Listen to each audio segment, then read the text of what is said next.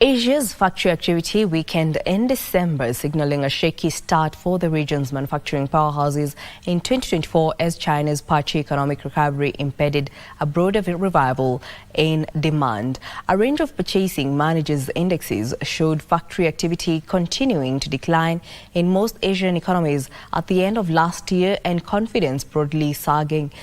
Details of these and more from around the globe.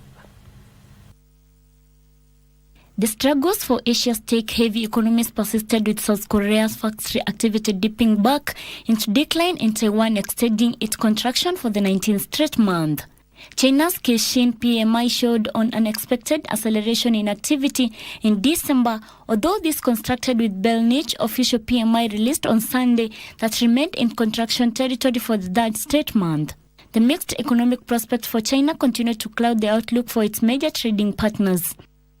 Meanwhile, the dollar crept higher on the first trading day of the year as attention turned to economic data this week that may provide clues on the Federal Reserve's next moves, while Bitcoin surged ahead of $45,000 for the first time since April 2022.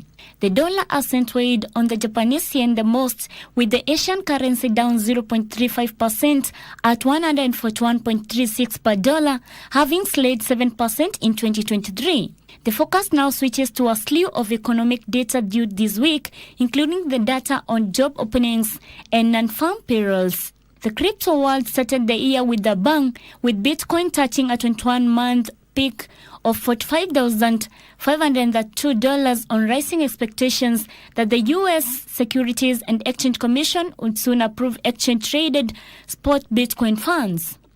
Finally, oil prices jumped 1.5% in the first session of the new year due to potential supply disruptions in the Middle East after a naval clash in the Red Sea and hopes of strong holiday demand and economic stimulus in China, the top crude importer.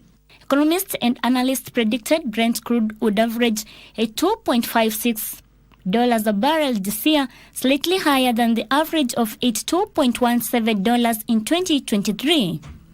Edna Murungi for Lunchtime News.